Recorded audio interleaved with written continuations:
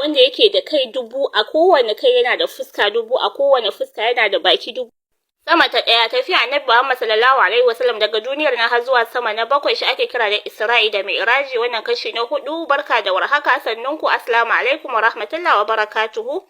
Annabi Muhammad sallallahu alaihi wasallam ya ce daga isar su sama ta ɗaya sai mala'ika Jibril ya kwankwasa wata kofa, sai aka ce masa kai da wane ne?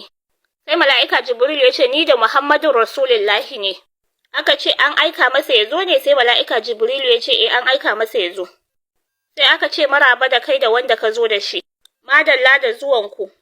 Sai aka buɗa masa ƙofa suka shiga. Manzon Allah sallallahu alaihi wasallam ya ce sama ta ɗaya cike take da hayaki, ana kiranta da Rafi'atu.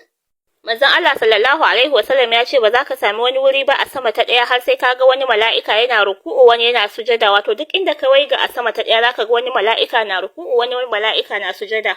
A sama ta ɗayan Manzon Allah sallallahu alaihi wasallam ya ce ga wasu korama guda biyu. Waɗannan koramun guda biyu sun kasance da na tambayi mala'ika Jibrilu, sai ya ce su ne Nilu da Furatu. Bayan waɗannan koramun guda biyu sai na kuma ganin wani korama daban, wanda ruwan da ke cikinta kai ka ce miskini ne ke tashi. Sai na tambayi mala'ika Jibrilu na ce wannan koramar fa ita kuma wacce ce? Sai ya ce wannan koramar ita ce asalin dausayinka wanda ake kiransa da alkasar, wanda Allah ya ajiye maka shi a ranar gobe kiyama. Manzon Allah sallallahu alaihi wasallam ya ce da na duba sai na ga wani mala'ika mai girma yana haye akan wani doki. Dokin yana da haske, yana da ado, adon ma na haske. Ga kuma mala'iku 70,000 suna kewaye da shi. Kowanne yana da alama, yana da ado iri daban-daban. Sannan kuma a hannun kowane mala'ika akwai majaujawa, wato ta yaƙi. Waɗannan mala'ikun ana kiransu da suna Jundullahi, wato sojojin Ubangiji. Idan aka samu wani mutum ya saɓi Allah a nan duniya, sai su yi ƙaraji, su yi kira ga Ubangiji. Sai su ce Ubangiji ya yi fushi da wane ɗan wane domin ya saɓa maka akan abu kaza da kaza. Haka nan mu ma muna yin fushi da shi. Idan kuma aka samu wani mutum ya yi laifi sannan ya ce Ubangiji na tuba, ka karɓi tubana, sai su ce wane ɗan wane ya yi laifi amma ya tuba ga Allah. Allah ka yarda da shi, mu ma mun yarda da shi, muna kuma farin ciki da shi. To an ce sai manzon Allah sallallahu alaihi wasallam ya tambayi mala'ika Jibrilu cewa wane ne wannan mala'ikan? Sai mala'ika Jibrilu ya ce masa sunansa Isma'ilu, shine mai kula da saman duniya, ka je ku gaisa da shi. Manzon Allah sallallahu alaihi wasallam ya ce na je wurinsa na yi sallama a gare shi, shi ma ya mayar min da sallama. Muka gaisa, ya yi min maraba, ya yi min lale da cewa zan je na sadu da Ubangiji. Kuma ya yi min bishara da cewa alkhairi yana tare da ni da al'ummata baki ɗaya har zuwa tashin alkiyama. Manzon Allah sallallahu alaihi wasallam ya ce ai godiya da yabo sun tabbata ga Allah subhanahu wata'ala. To daga nan sai manzon Allah sallallahu alaihi wasallam ya ci gaba. Can sai ya ga wani mala'ika, shi kuma rabin jikinsa wuta, rabi kuma kankara. Amma wannan wutar bata hana kankarar nan komai ba, haka ma kankarar bata hana wutar nan komai ba.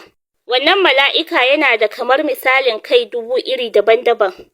A kowane kai akwai fuska iri 1000. Kowace fuska tana da baki 1000. Kowane baki yana yi wa Ubangiji tasbihi da harshe iri 1000. Yana daga cikin abin da wannan mala'ika yake faɗa, sarki ya tabbata ga Ubangijin da ya haɗa wuta da ƙanƙara a wuri ɗaya. Wannan yana daga cikin tasbihin da wannan mala'ika yake yi. Yana kuma cewa ya Ubangijin da ya haɗa wuta da ƙanƙara a wuri ɗaya, ka haɗa kan bayinka mu'minai. Sai sauran mala'ikun da ke kewaye da shi su ce amin a duk lokacin da ya faɗi haka.